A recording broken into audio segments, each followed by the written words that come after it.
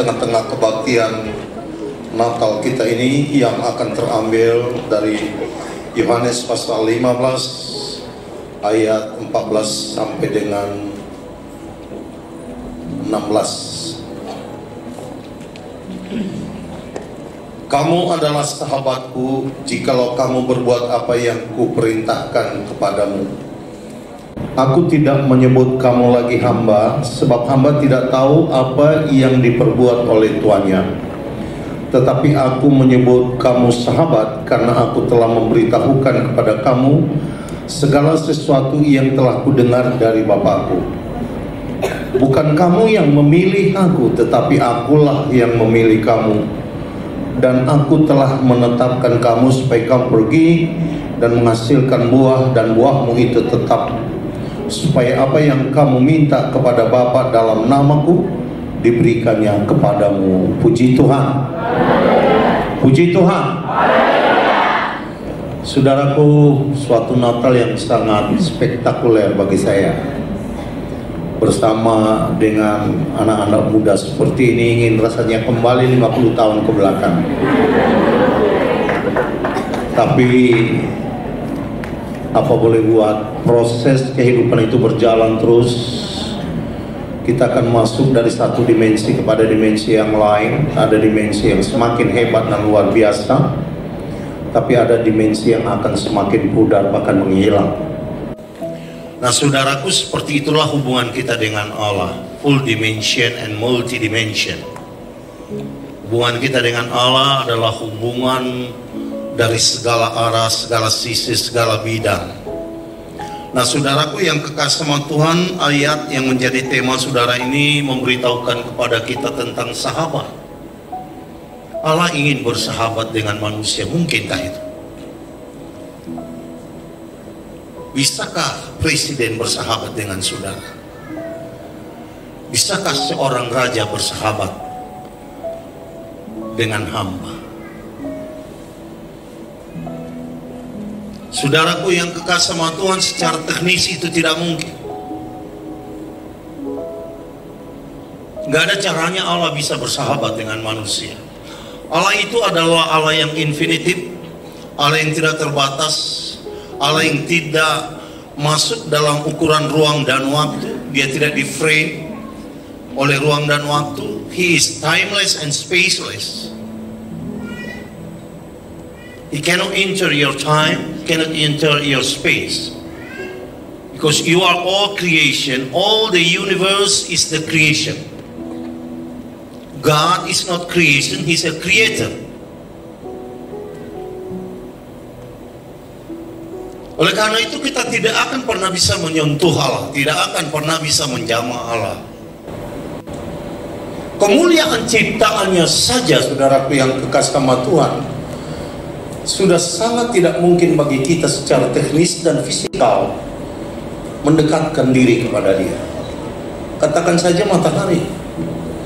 Bagaimana kita bisa mendapatkan atau mendekatkan diri kepada kemuliaan matahari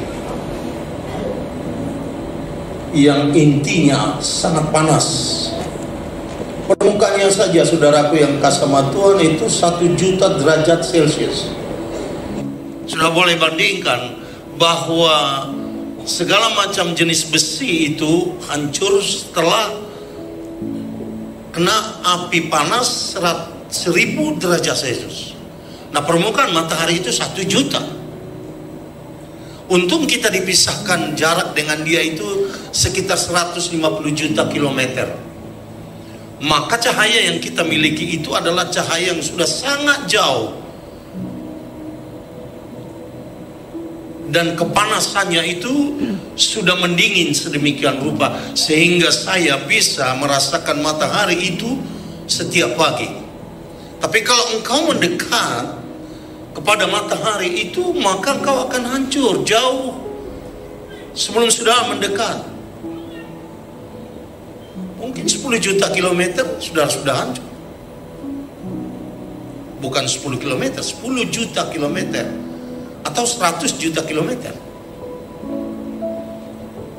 Ketika mulut kita gampang menyatakan Allah itu bisa bersahabat dengan kita, maka pikirkan sejenak, how come God could be a friend of a human being? Gimana itu mungkin? Nah saudaraku yang kekasih sama Tuhan, tapi cinta Allah itu sangat luar biasa. Kasih Allah itu melebihi apa yang bisa dikelola oleh intelektual kita, melebihi alam semesta yang diketahui dan tidak diketahui, yang kita kenal maupun tidak kita kenal. Karena firman Tuhan mengatakan Yohanes 3:16 bahwa demikianlah Allah mengasihi dunia ini sehingga dia memberikan anaknya yang tunggal. Jadi kasihnya itu tidak akan pernah berubah. Kasihnya itu bukan dimunculkan ketika Bethlehem ataupun ketika Golgota, tapi sebelum itu dia sudah menjadi kasih. Nah ketika manusia itu saudaraku berdosa, kasih Allah itu tidak pernah berubah. Tapi bagaimana dia bisa mengembalikan orang yang sudah berdosa itu pada hakikat yang semula? Allah punya rencana. Dia ingin terjemahkan kasihnya. Nah manusia tidak akan pernah bisa menggapai kasih Allah. Siapa engkau bisa menggapai kasih Allah? Kemuliaan yang datang kepada Musa saja telah membuat bangsa Israel tidak mampu melihat dengan mata kepala mereka sendiri Musa. Padahal menurut Paulus, bahwa kemuliaan itu adalah sebuah kemuliaan yang pelan-pelan akan pudar. Tapi pada saat kemuliaan itu terpancar, maka orang Israel mengatakan, tutup saja mukamu wahai Musa, karena kami tidak akan sanggup melihat engkau manakala dia turun dari gunung Sinai. Oleh karena hadirat Allah yang masih melekat dalam dia, kemuliaan Allah masih dinampakkan. Nah apalagi kemuliaan Allah itu, tidak ada satu orang pun, kata Rasul Paulus, yang pernah melihat Allah, karena dia tidak ada di ruang dan waktu kita. Seberapa besar alam semesta yang kau jelajahi, engkau tidak akan pernah ketemu dengan Allah, Sang Pencipta itu. Engkau tidak akan miliki di dia dalam gugusan-gugusan bintang yang sejauh manapun, karena dia tidak ada dalam ruang dan waktu itu. Tapi kasih Allah tetap berkorban untuk memperlihatkan bahwa kasih Allahnya itu tidak pernah berubah oleh karena pelanggaran manusia, oleh karena dosa manusia. Itu sebabnya Rasul Paulus mengatakan dia mencintai kita ketika kita masih berdosa.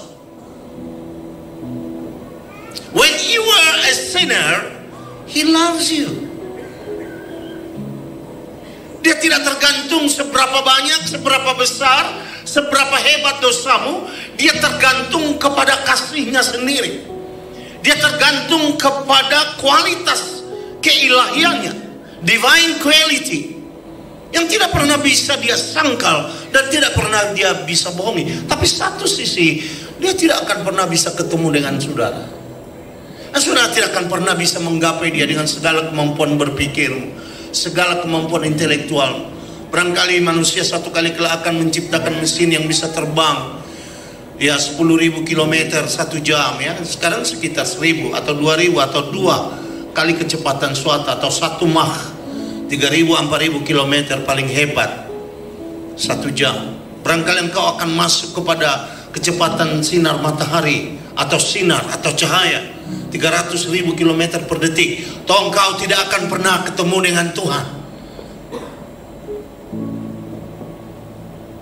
Tetapi Yesus datang ke dalam dunia ini. Dia masuk di dalam tubuh kita. Dia mengosongkan dirinya. Paulus mengatakan sebuah sistem kenotik. Apa itu sistem kenotik? Adalah sistem pengosongan diri. Sebab kalau dia tidak mengosongkan diri, maka rupa hamba yang setara dan segambar dengan manusia itu tidak akan pernah masuk dalam dirinya. Itu sebabnya dikatakan sebab hak kesetaraannya dengan Allah itu tidak dianggapnya menjadi suatu hak yang harus dipertahankan, melainkan dia mengosongkan diri, mengambil rupa hamba. Ketika Allah dulu mencipta manusia, maka firman Tuhan mengatakan Allah menciptakan manusia itu segambar dan sepeta dengan dia. Tetapi ketika manusia itu berdosa, maka firman Tuhan mengatakan Allah harus menjadi manusia sepeta dan segambar dengan manusia itu sendiri, sehingga ada istilah Alkitab yang mengatakan oleh Rasul Paulus, dia menjadi dosa sama seperti kita. Jadi Allah datang di dalam Kristus. Kalau Allah datang di dalam kealahannya, tidak ada satu orang pun yang tahan. Alam semesta pun akan bubar. Pernah sudah tahu dalam kitab Wahyu bahwa alam semesta ini akan digulung seperti kertas. Dulu ditertawain oleh banyak ahli-ahli bagaimana Allah menggulung alam semesta ini seperti kertas. Tapi sekarang saudaraku pisakawan, tidak ada yang mentertawakan itu. Karena mereka temukan sekarang, sepertinya alam semesta ini seperti kertas yang dibentang, begitu jauh sekali, begitu lebar sekali, begitu panjang sekali. Dan di atas kertas itulah seluruh alam semesta ini berdiri. Bintang, galaksi, Milky Way, ya, Merkurian, segala macam, Centurion, star, and everything. All the star and universe is just like in the flat of a paper. And one day God will roll it, just roll it and change it into a new one. Akan mencobanya, mengubahnya satu kali kelak. Itulah Allah yang sedang engkau coba untuk dekati. Tak akan sanggup kita, nggak ada sanggup. Agama adalah berusaha untuk mendekatkan diri kepada Allah. Itu sistem agama. Jauh sebelum Kristen ada, jauh sebelum Musa ada, bahkan zaman patriarkal antara Adam dengan Abraham, itu orang sudah berusaha mendekatkan diri kepada Allah. Tetapi mereka tidak akan pernah dapat ketemu dengan Allah. Salah satunya Allah datang dalam tubuh Kristus, sehingga Allah itu bisa engkau jamah, engkau pegang. Seorang Filipus berkata, coba tunjukkan dong sama kami siapa Bapa itu, siapa Allah itu. Yesus senyum saya. Kalau bisa secara teknis. Tetapi Yesus berkata, barang siapa yang melihat aku telah melihat Bapa itu. Haleluya. Haleluya. So this is not the play of religion. Ini bukan permainan agama. Ini bukan permainan debat teologi yang sudah lihat di YouTube, yang sudah lihat di mana-mana ada perdebatan teologi, siapa agama yang benar, siapa. Sehingga agama yang teologianya agak menang, dia pikir itulah agama yang benar. Kristen yang merasa bahwa teologianya benar dari agama lain, maka Kristen lain, no way. Yesus Kristus tidak membawa agama ke dalam dunia ini, tetapi dia membawa Tuhan, membawa Allah yang tidak tersentuh, yang tidak terjamah, yang tidak kelihatan itu, menjadi Allah yang bisa ada di tengah-tengah manusia, sehingga disebut sebagai Immanuel, Allah bersama kita. Ini suatu pernyataan. How come?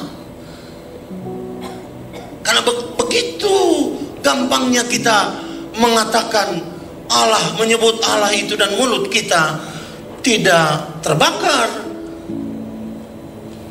Sebagaimana mulut kita mengatakan pisau dan dia tidak tersayat.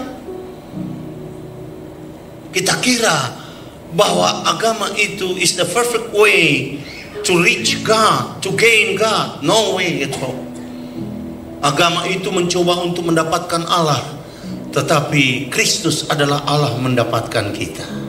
Dia bertemu dengan saudara, dia bertemu dengan saya dalam tubuh Kristus, dalam tubuh manusia, dalam tubuh yang bisa berdialog. Nah, hubungan kita dengan Yesus juga dimensional, saudaraku yang kasih Tuhan. Dalam kitab banyak istilah yang diberikan kepada orang-orang percaya. Kadang dia disebut sebagai hamba, Kadang dia disebut sebagai, sekarang kita disebut sebagai sahabat. Satu kali disebut dia sebagai cabang dari sebuah pohon anggur. Satu kali disebut sebagai carang yang telah dipatahkan dari kayu atau pohon zaitun liar dan dimasukkan kepada pohon zaitun sejati. Saudaraku, ada begitu istilah, sudah baca Alkitab itu. Sangat dimensional hubungan dengan Kristus. Nah, ketika dia berbicara tentang sahabat, maka Allah bersahabat dengan kita. Karena urutannya seperti itu. Dalam Yohanes 17, Yesus berkata, seperti aku yang satu dengan engkau ya Allah, dan seperti kau ada di dalam saya, maka demikianlah mereka satu di dalam kita. Jadi Yesus ada di dalam Allah, Allah ada di dalam Yesus, dan kita ada di dalam mereka. Apa sih arti sahabat itu? Sahabat adalah intimasi.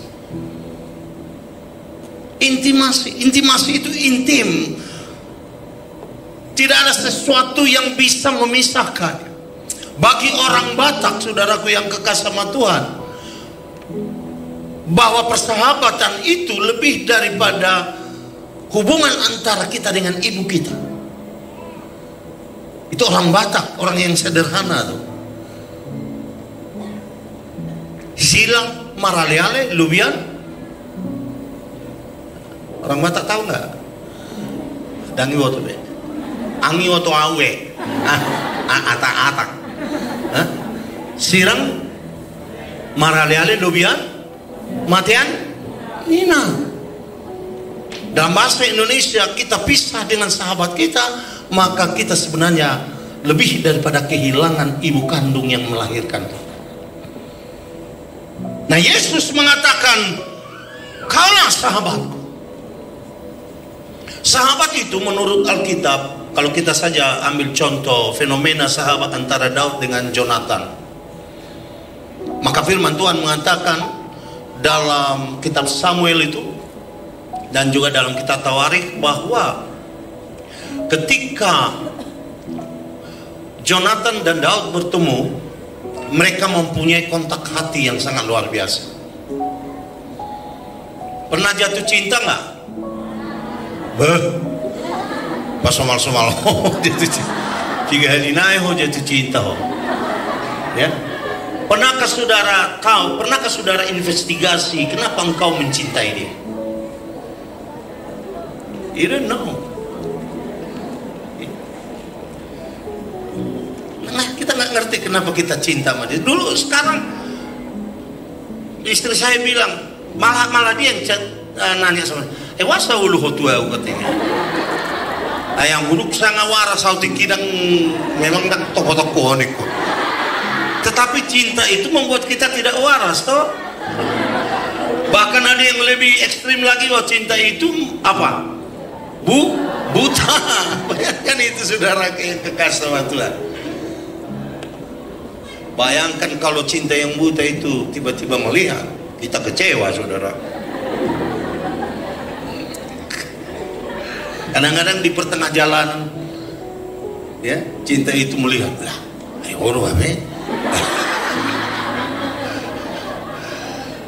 tapi sahabat, saudaraku yang kekal sama Tuhan, adalah sebuah intimasi. Dia menyampingkan semua syarat untuk bisa jadi sahabat. Ada semacam ikatan perjanjian di sana yang tidak tertulis. Sahabat yang hebat dan luar biasa itu menurut Yesus ukurannya adalah ketika seorang sahabat rela memberikan nyawanya untuk sahabat. Nah, ukurannya seperti itu. Oleh karena itu, saudaraku, ketika Yesus mengatakan engkau sahabatku, artinya ada sebuah hubungan yang sangat intim antara saya dengan dia. He knows me, everything, every dimension of my life. I cannot lie to him, and I cannot hide to him. Nggak bisa engkau sembunyi dari sebuah keadaanmu itu kepada sahabat, karena dia tahu, dia mengerti. Nah, bukan saya yang berkata kepada Yesus bersahabat, tapi dia yang mengatakan kita sahabatnya. Nah, sahabat ini, saudaraku yang kekal sama Tuhan, akan memberikan segala kemampuannya untuk menunjukkan persahabatan itu kepada kita. Gereja adalah sahabat Kristus. Itu sebabnya Yesus selalu mengatakan, walaupun karena sudah sering kita khotbahkan, kita nyatakan, kita pikir anggap enteng dengan perkataan bahwa aku akan menyertai kamu sampai kepada akhir alam ini. Itu kepada sahabat. I will be with you. Anytime you call me, I'll be there. Kata Michael Jackson ya tuh, I'll be there. You just call me, I'll be there. Itu sahabat. Jangan buat seperti itu kepada bapakmu. Lagi tidur dia dibentak-bentak engkau nanti. Orang lagi tidur kau bangunin, sahabat loh. Tengah malam pun kau bangunkan dia, saudaraku yang kekasih sama Tuhan. Sahabat tahu apa arti air mata. Dia ngerti. Dulu ketika saya kecil, saya suka mewek di hadapan bapak saya, pura-pura nangis supaya dikasihani. Nawan katanya, nawan sama rungut-rungutan, nawan sama Delia. Satu kali masih digitu, dua kali kita bikin lagi gini. Datang dia langsung dipukul. Bye-bye kohos mau nacengko. Hiho. Bapak itu. Porus itu loh. Tapi sahabat tidak. Dia punya hubungan yang khusus. Nah, ketika hari ini Tuhan berkata kepada engkau, kenapa tidak engkau sekali-sekali datang kepada Tuhan, menjadikan dia sahabat? Who can understand you? Yang bisa mengerti engkau. Maria, yang disebut juga sebagai Maria Magdalena, datang kepada Yesus dengan beraninya dia. Sementara orang tahu, yang di rumah itu tahu bahwa dia adalah seorang pelacur kelas kakap, pelacur kelas bintang 5, saudara. Tidak ada di Petaling Jaya ini nih. Ada di Hollywood saja. Kelas bintang 5. Dan dia merasa dosa tidak akan pernah diampuni. Dan dia hanya mengalirkan air mata dan mencuci kaki Yesus. Tidak ada satu bahasa pun yang dikeluarkan dari mulutnya. No one word spoken out of her mouth. Dia tidak merayu, dia tidak mencoba membuat perkataan yang disusun sedemikian rupa indah supaya tertariklah dia dalam belas kasihannya akan datang.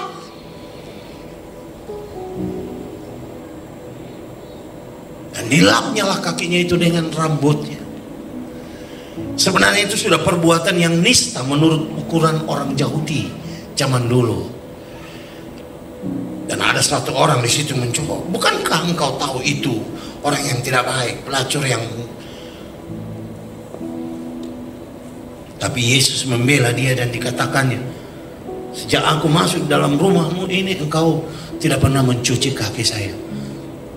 Tapi sejak aku masuk dalam rumahmu ini, dia mencuci kaki saya dengan air mata. Lalu dia berkata kepada perempuan itu, pulanglah, dosamu diampuni. Haleluya. Haleluya. Tepuk tangan untuk dia.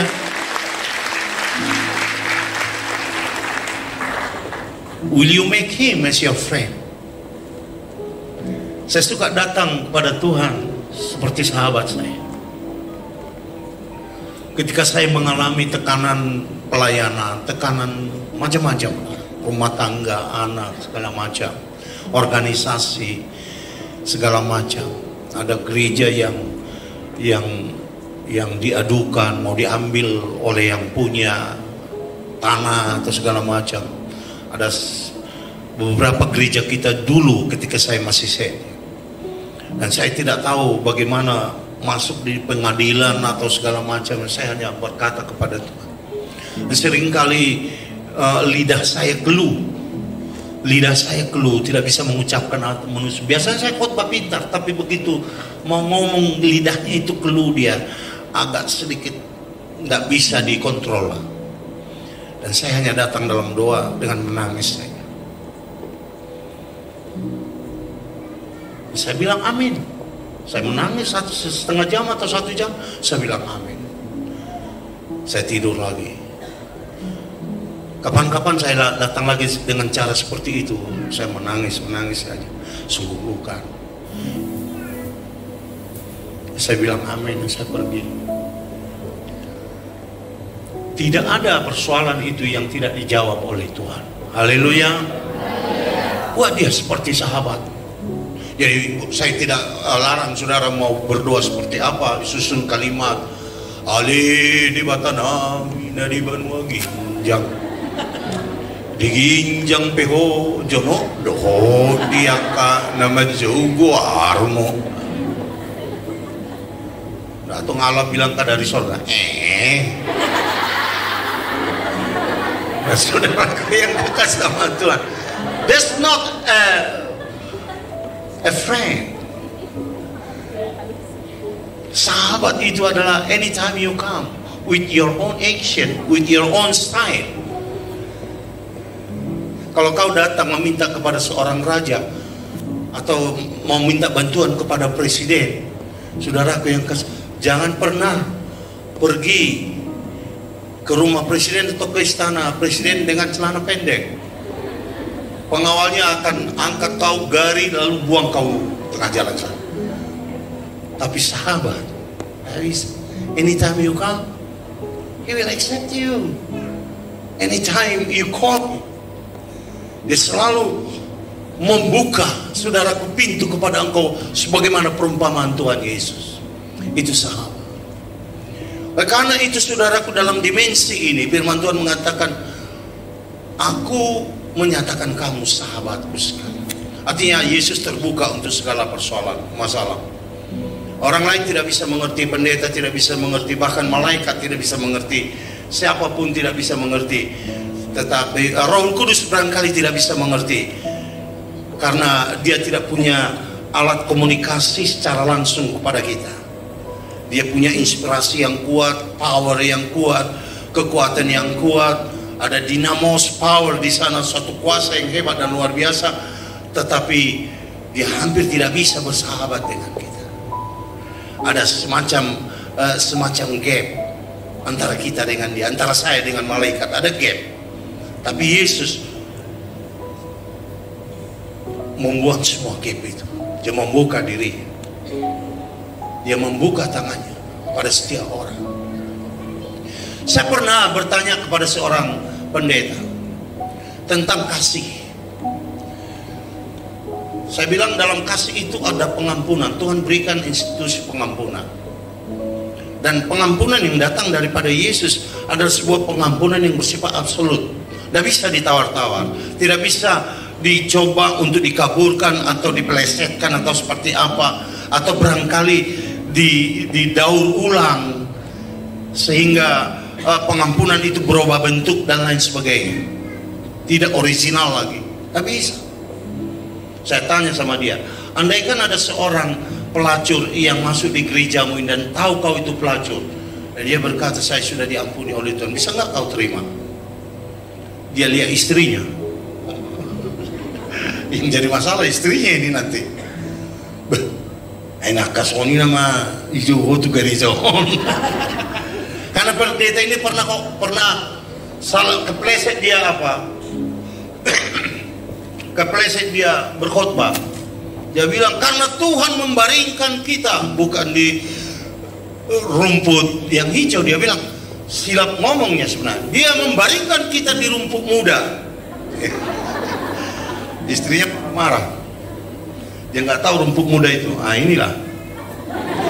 Sambil berbuat baik sambil mengganggu.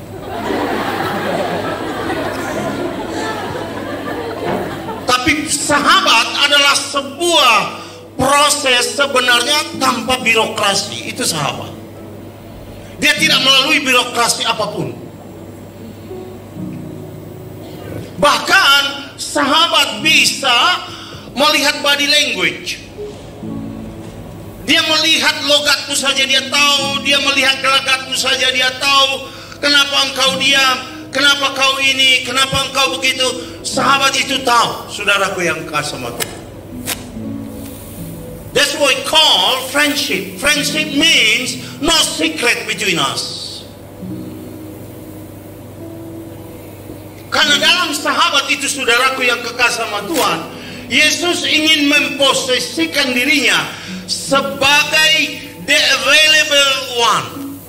Seseorang yang available anytime, anywhere, anyhow you want him. Kapan saja, di mana saja, bagaimana saja pun, he is available. Dia ada, hadir dalam diri itu. Itu sebabnya saya tidak katakan bahwa Yesus sedang bermain agama di sini. Ketika dia berkata ini, dia bukan asal ngomong, dia bukan asal sebut itu.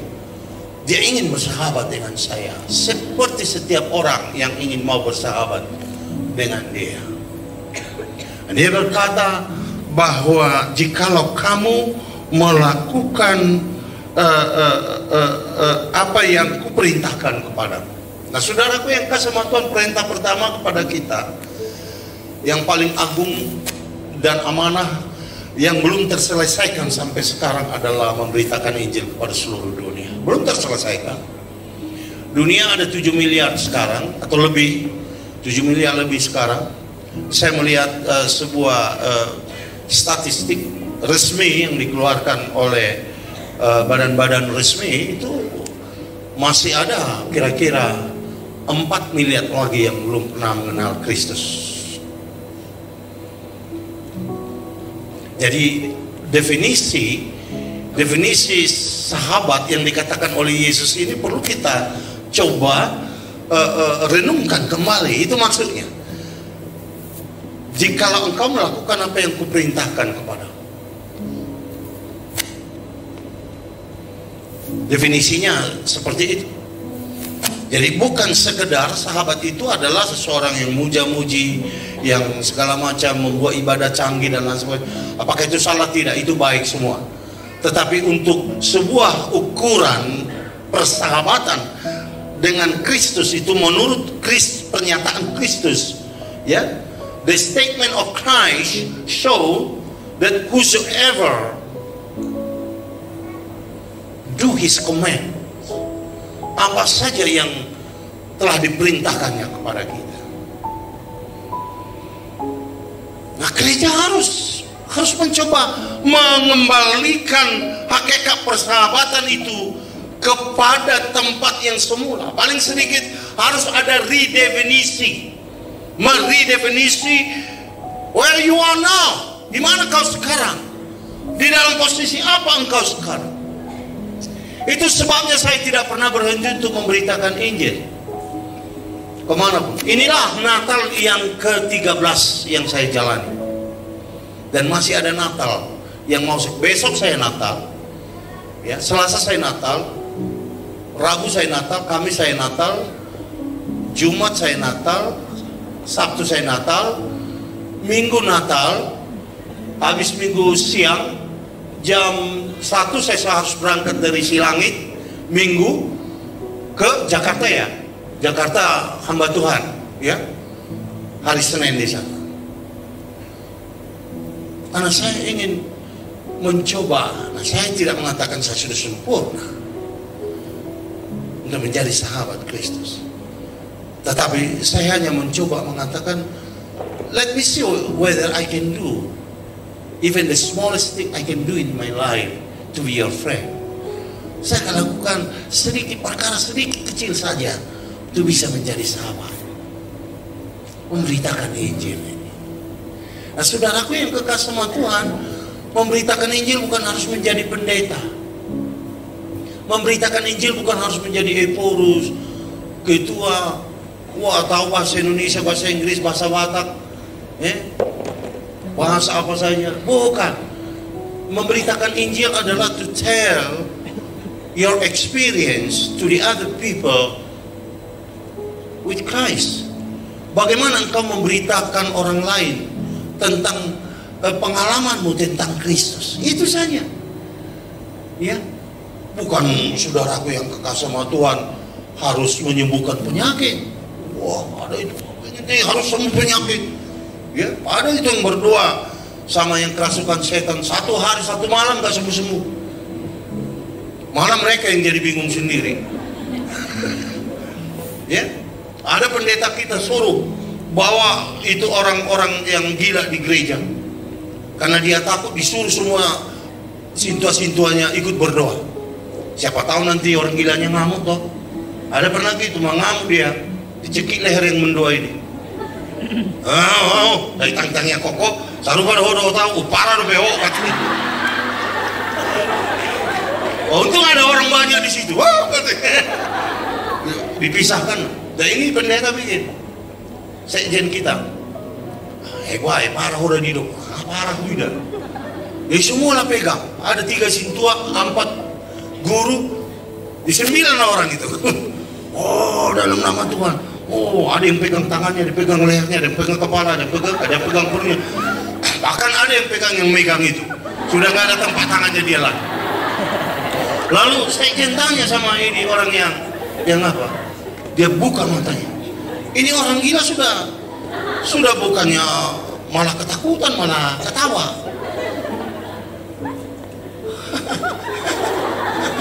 Saya tanya, masa Michael ho? Saya gede ngomong.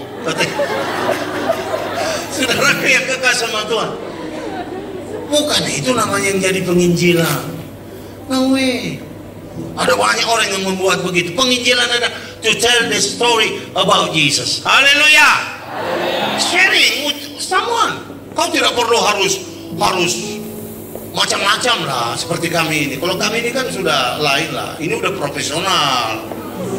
Harus dapat amplop nanti. Bayangkan itu. Ya kan? Mana dia panitianya? Lain, ini nggak perlu gitu. Hanya sharing saja kepada orang lain. Bayangkan saudara, begitu banyak orang yang belum mendapat apa-apa tentang Yesus Kristus. Sementara kita makan dan minum kenyang sekali tentang Yesus. Saudara tahu, ketika Yesus memberikan makan 5.000 orang, laki-laki saja, belum perempuan, belum anak kecil. Diduga ada sekitar 12.000 orang di sana makan. Nah, andaikan Yesus mengatakan ketika mau dibagi roti, tolong atur mereka duduk seperti Natal kita ini. Atur duduk baris, jangan rebut-rebutan. Lalu Yesus bilang, bagi. Baris pertama dia bagi, baris kedua dia bagi, baris ketiga bagi, baris keempat, kelima, keenam, ketujuh dibagi. Dan baris ke-8 sampai ke-100 di sana masih ada nunggu pembagian ini. Lalu Yesus mengatakan, balik lagi ke baris pertama, bagi baris pertama, kedua, ketiga, keempat, kelima, keenam, ketujuh, ke-8. Habis 8 dia suruh balik lagi ke yang pertama. Pertama, kedua, ketiga, keempat, kelima, keenam. What happened with the 10th rows? Apa yang terjadi dengan baris yang ke-10?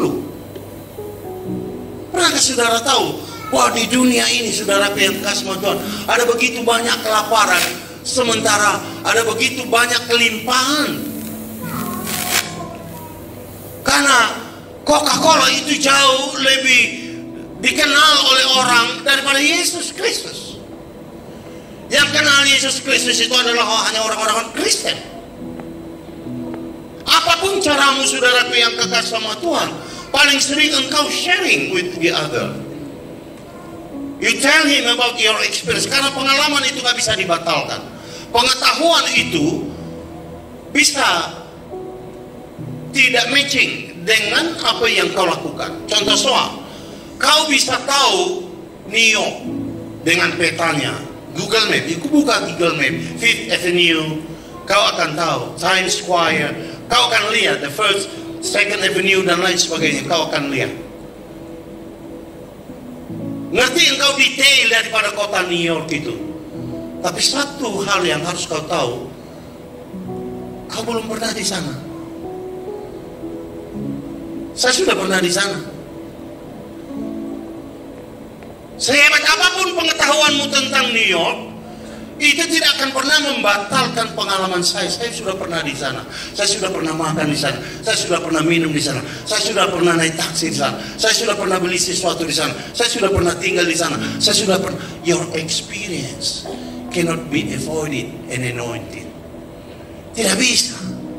Oleh karena itu saja yang kalau kau tidak harus tahu firman Tuhan dari A sampai Z, saudaraku yang kasih sama Tuhan. Sampai salah. Alam di Malohumar hatana patorakko. Apon sampai salah padok. Ya semua dibadita. Mulai masabat atong tikinitali ni si Petrusi pinggol si Markusi. Roh Tuhan Yesus pasar podang mi. Manangise na manaliko podang ko talikon ni podang ruina Tuhan Yesus tu si. Apa yang alani hatok ma Petrus pasaruk pidong mi. Alani jagonyo ma marjamita. Basuli maribu. Pasaruk pidong. Madu kodang madu mana so. Aku kan takut neko sampai songoni Omar Jamita sampai wah luar biasa sampai berbusa-busa. Aku sendiri berguling-guling isi. Itulah. Kau harus tahu bahwa yang membuat bertobat itu adalah Roh Kudus. Haleluya. Roh Tuhan bukan kau. Melohor papiltiko masoni. Aku melohoi na yang amal papiltiko kamu. Nah, tidak bisa. Biarkan izinkan Roh Kudus mengurapi setiap perkataan yang kau katakan itu, walaupun itu aneh, lucu atau apa saja. Karena kuasa Roh Tuhan sajalah yang bekerja untuk membuat orang itu bisa kembali kepada jalan Tuhan. Haleluya. Tepuk tangan untuk dia. Haleluya. Jadi bukan harus menjadi pendeta besar atau lain sebagainya. Bilang saja sama dia. Kenapa enggak ke gereja? Apa itu munafik segala macam. Nah, kasih tahu saja perkataan Tuhan kepada dia sedikit saja atau pengalaman.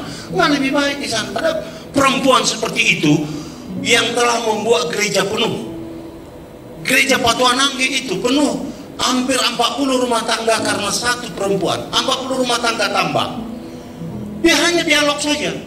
Ay wasara kaya marminggu hoida. Baru marminggu amat tahu si Bonisa udah terus. Marminggu mah batu dia batu HKBP mar balam tu si. Sanai jalo songoni bau ni si. Jadi mana? Marminggu tu garis jalan mah Minggu. Margo tu garis jalan usona kartano batal lima durung. Berapa kali kita tadi? 2 kali lah. Kalau di situ ditulis 3 kali kan? Kesempatan nggak apa-apa lah. Ini sesama kita dong, semua nasi. Datanglah perempuan ini mengatakan, udah mau ibu-ibu tahu dulu, masukkan saja tanganmu walaupun tidak ada duitnya. Ibu di sana nih, boleh nak mana boleh. Datang dia, alidak sawi pamasuk alina, dilewati betul. Kalau di Pentakosta, kalau tidak dikasih, memang dilewatkan saja itu. Kalau dulu di gereja lain itu pakai apa itu? Dulu pakai apa namanya? Tongkat itu, di ujungnya itulah apa itu? Pempak kolektif itu dibikin. Karena bangku panjang kan, jadi 1, 2, 3, gitu. Jadi tak dipegang ya, satu ngomong nama buat. Itu orang persei memang ini kejolmo. Begitu. Jadi malam ngasong kalian di si, jujur kau terus. Dibayar kau minum terus. Begitu dulu. Kalau Pentakosta kan enggak, kalau nggak ada duit nggak apa-apa lah. Masalahnya ini setiap minggu nggak ada duit dia. Tapi terus ke gereja. Nah, saudaraku yang kekasih sama Tuhan, apa yang mau saya beritahukan kepada saudara? Just take one small part to be a friend of Jesus. Ambil saja bagian terkecil yang menandakan engkau adalah sahabat Kristus. Haleluya. Dan tidak susah, hanya sharing saja. Sharing kepada bapakmu. Kalau dia tukang minum tua, bilang saya minum tua bilang bapak. Paling di pastak kan? Oleh isong ini deh, yang gue isi tahu deh bapak non. Lagi daripada itu jam Lagi pas tapo, paman Maloko, duktu Malaysia, kesona, nah tuh kari jadi kota-kota ini orang, kali gila orang. Tapi lihatlah, banyak ratusan cerita yang saya pernah dengar, bahwa ada orang bertobat, teringat kepada perkataan anaknya 5 tahun yang lalu, 4 tahun yang lalu. Sebab perkataan yang kau sebut itu tidak akan pernah mati. Haleluya, haleluya.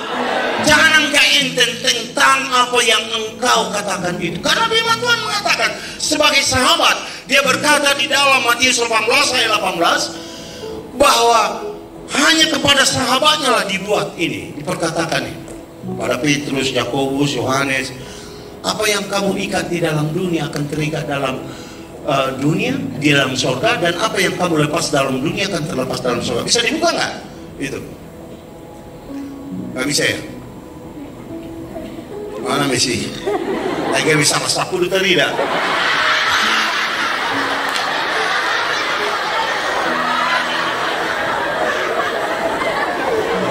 Pernahkah engkau tahu itu?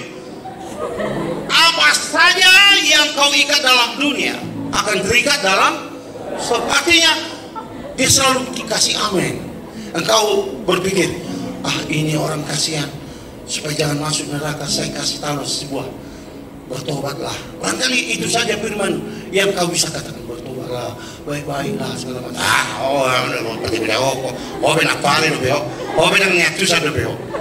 Tapi jangan angkat, mungkin kau tinggalkan dia.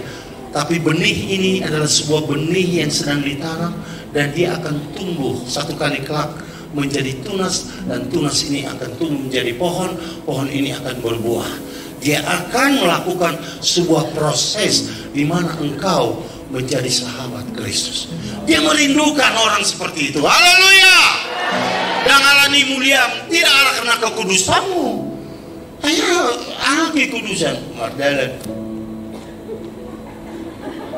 saya jinaga dia undak bui baket. Asal dia kamu, siapa pun di dalam tujuh nak. Lupa Robi yang nagila mengalili. Apa itu? Ya kan mama darah. Mereka kan itu kekudusan. Kekudusan adalah jika engkau tidak punya benci. Haleluya. Engkau tidak mendendam. Haleluya. Engkau tidak membuat seseorang itu menjadi kurban dari kebencian, ketidaksukaan. Ada hatimu yang jernih dalam itu. Engkau tidak pernah mencoba menginginkan barang orang lain yang bukan milikmu, kecuali dikasih tahu. Onak tong oleh Jepang widadan. Naik patong Tuhan hidup tuh. Ada pendeta kita dulu salah amplop, aturannya ke saya, disalamkan ke dia. Nama kami sama, si Budian. Cuman dia nggak ada hanya, disimpannya. Ku baca saya punya amplop sudah jadi M si Budian, bukan M saya, M saya. Tapi, mungkin jadi ke dia. Udah mati mana? Dia pun amplopi. Ada mbak, nongilen mati aku. Nah, tuh di perbedaan lu naik patong-patong itu. Jangan isi patong-patong itu.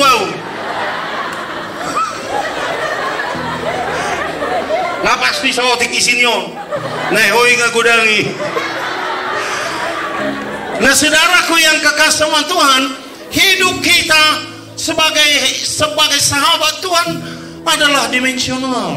Nah, persoalan itu, kau tidak harus menjadi orang yang luar biasa. Ya, ada orang yang berkata, kita harus menguduskan diri, pergi di kota-kota sudah tidak ada lagi kekudusan. Mereka pergi ke hutan. Ya, mereka nggak tahu di hutan itu banyak monyet. Ganggu mereka terus. Akhirnya maki-maki itu monyet. Masih lumayan kita maki-maki manusia daripada maki monyet, karena 2 kali lipat kebodohannya itu. Saudaraku yang kekasih sama Tuhan, kekudusan yang dikatakan oleh Tuhan adalah bukan kekudusan praktikal saja, tapi kekudusan karena darah Kristus sudah menyucikan kita. Haleluya. Itu yang kekudusan pertama. Nunga yasamu alani mudarni Kristus nadurus di dolok Golgata. Itu saudaraku tidak bisa didakwa oleh iblis. Nggak bisa itu. Nggak bisa lagi didakwa ketika darah Kristus ada dalam diri kita. Seperti darah yang telah dioleskan pada waktu orang Israel keluar dari tanah Mesir, di pintu rumah orang itu. Jadi pintu kiri kanan atas dan bawah menandakan salib. Tidak persoalan siapa penghuninya itu. Yang ditakuti oleh malaikat El Maut itu adalah tanda darah ini. Adakah darah Kristus dalam diri saya? Oh ya. Gini pun orangnya, darah Kristus ada dalam darah. Begitupun kau, ada darah Kristus dalam diri kau. Barangkali kau tidak ngeh itu, barangkali kau tidak sadar itu, tapi iblis tahu apa arti itu, malaikat tahu apa arti itu, Tuhan tahu apa arti itu. Karena itu nggak pernah khawatir kita untuk menyatakan diri. Kita tidak menghukum diri kita sendiri untuk tidak bisa menerima diri kita sendiri. You have to ability to accept your own self. Jangan membenci dirimu sehingga engkau tidak bergerak untuk menyatakan melakukan apa saja yang Tuhan inginkan. Jangan membenci dirimu, tetapi engkau katakan Allah mencintai engkau, Yesus mencintai engkau karena engkau adalah sahabatnya, dan persahabatan inilah yang memungkinkan saya untuk melakukan segala sesuatu bersama-sama dengan Tuhan dengan cara yang baik. Yang ketiga, sahabat itu adalah saudaraku, seseorang yang mampu memberikan apa saja untuk kepentingan sahabatnya. Begitulah. Dia akan melakukan apa saja. Jadi kalau kau datang kepada Kristus dan menganggap dia sebagai sahabatmu dan kau adalah sahabatnya, maka apa saja yang kita minta, Tuhan akan berikan itu kepada kita. Barangkali tidak sekarang, tapi ada proses yang menunggu. Malaysia jangan kau pikir adalah pembuangan. Ada banyak jemaat Tuhan yang saya lihat salah konsep. Ngaya belokok kami ke Malaysia. Nah, justru Tuhan sedang persiapkan sesuatu kepada saudara melalui Malaysia ini. Haleluya. Haleluya. You don't know the secret behind your experience here in Malaysia. Kau tidak tahu rahasia apa yang ada di balik pikiran Allah tentang kenapa engkau diizinkan Tuhan ke Malaysia. Ada sesuatu yang luar. Kau harus percayai itu. Bukankah engkau tahu bahwa kasih iman itu mempercayai segala sesuatu? Ya, mempercayai segala sesuatu. Jadi tidak ada dalam hidupmu itu yang kebetulan. Ada sebuah rencana Tuhan yang sangat luar biasa. Barangkali tidak sekarang itu akan kau ketahui, atau barangkali tidak sekarang itu akan berguna. Satu kali kelak akan ada sesuatu yang engkau ketahui kenapa itu bisa terjadi kepadamu. Ada seorang keluarga Korea yang sudah membayar tiket pergi ke Amerika, dan setelah sampai dia terlambat setengah jam dan pintu ditutup. Dia berkata, apa ini? Setengah jam saja, pesawat belum terbang, orangnya pun masih baris. Tapi dia bilang peraturan, setengah jam tidak mendaftar, tidak check in, kau tidak bisa berangkat. Dia marah-marah, panggil manajer, panggil ini, panggil, tetap juga tidak bisa. Dia sampai marah-marah dan tidak mau kembali ke rumah. Istrinya pun marah-marah, anak-anaknya pun marah-marah. Akhirnya mereka diberi kesempatan untuk besok saja pergi. Pulanglah mereka ke rumah dengan kecewa. Langsung telepon ke sana, telepon ke sini, telepon ini perusahaan tidak bagus. Sampai dia nonton TV. Setelah dia nonton TV, didengar berita ada pesawat Korea yang jatuh di Guam. Dia perhatikan, itu pesawat yang seharusnya dia tumpangi. Lalu dia bersyukur kepada Tuhan. Betul ini mana ngelau kami itu sih. Tuhan ini mau emosi sana kingan. Kadang-kadang kita marah itu bukan marah kepada siapa, kita marah kepada Tuhan. Ya, kadang-kadang Tuhan kasih rem sama kita. Ya kenapa saya nggak bergerak? Kenapa ini? Ya, kok gas direm? Nggak bisa bergerak. Sambil digas, sambil direm, mana bisa jalan. Tapi kadang-kadang Tuhan kasih seperti itu. Dalam pelayanan saya, lihat dulu Bapak Sintua, apa namanya ini? Sintua Sinaga. Atau Pastor Sinaga lah kita bikin. Sudah pastor semua di sini, siapapun sudah pastor, si Panjaitan. Pastor Panjaitan. Ya dulu 3 orang, sampai putus asa dia. 3 orang. Ya? Di mana do inatai tapi bisa ada naik. Ali betul masih gulu-gulu isi bahaya deh.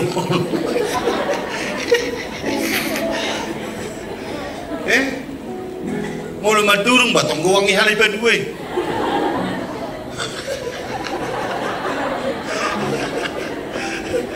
Belum lagi istri minta baju toh, harus warna hijau lagi. Kalau sudah Natal seperti ini, macam mana pula itu? Ya, dulu. Aku hati mana dah putus asa dah. Ketika kami dulu di Jakarta 4 orang, saya pendeta Gultom, dia masih belum Sintua, saya pendeta Gultom, Guru Manur sama si Tindaun, 4 orang saja. 4 orang. Jadi kalau saya pimpin puji-pujian, saya undang mereka untuk apa? Untuk khotbah. Saya kembali lagi duduk ke sana supaya lumayan yang dikhotbahi dia kan. Kalau tidak hanya 2 orang saja di situ. Jadi saya begini-gini loh gitu. Girang dia khotbah, bayangkan itu. Bertahun-tahun, saudara tahu hasilnya sekarang 100 gereja. Haleluya. Haleluya. Dulu miskin kali, kalau dulu kami ke gereja harus angkat kaki karena banyak apa gabbo, ada bahasa Indonesia, lumpuh. Datang ke gereja pakai dasi, pakai apa, pulang tak pakai sendal, tak pakai apa. Sekarang gereja kita di sana full AC semua. Haleluya. Kalau mereka mengadakan Natal, tahu nggak berapa biayanya? 1,5 miliar, 2 miliar. Dulu mana ada itu lapet? Itu lapet dibikin pagi, dimakan malam, kayak batu saudaraku yang kasih sama Tuhan. Tapi karena dasar Natal tetap aja kita makan. Makanya banyak kami penyakit mah. Nah hasilnya bukan waktu itu, sekarang lah. Inilah hasilnya Bapak Pendeta ini, Bapak Alex, Bapak apa semua. 100 gereja sekarang. Semua orangnya cantik-cantik. Waduh. 100 model, saya udah bilang udah begang. Baru. Nah, saya dulu waktu ke Sabang saya dulu. Udah kok kami tuh tadi deh. Mulai jalan kita dulu kamu juga sini bagat dan tidak ada satu pun dari anak kecil sampai orang tua. Sekarang heran kita, cantik-cantik semua. Saya bilang karena Tuhan berikan damai kepada bapak ibunya, dia punya genetika berubah. Iya, jadi genetika orang baik. Ada yang orang ya, seperti apa orang hamil yang lahir pun nanti kalau kau banyak berdoa, kalau kau banyak damai, kalau kau banyak hidup sederhana, kalau banyak rendah hati, bukan rendah diri. Rendah diri itu inferiority. Rendah hati, to put someone up, melihat seseorang itu di atas kita. Kalau Paulus mengatakan mengambil posisi orang lain itu lebih utama daripada diri kita, itu rendah hati. Dan nabodo kau, bukan. Tetapi kenapa kamu melayani dia? Kan kau lebih pintar dari dia. Bukan, saya rendah hati, saya anggap dia lebih utama. Haleluya, haleluya. Maka saya bisa melayani. Oleh karena itu saudaraku yang kekal sama Tuhan, jangan lihat hidupmu sekarang saja, karena ada sahabatmu yang bisa memberikan kepada engkau. Wah, dia menjadi sahabatmu di rumah. Cukup air matamu saja itu menjadi 1000 bahasa yang diterjemahkan dengan jelas kepada komputer Kristus, dan komputer Kristus akan memproses segala sesuatu itu kepada engkau. Dia urusanmu adalah urusan dia, hidupmu adalah hidup dia. Begitulah sahabat. Haleluya.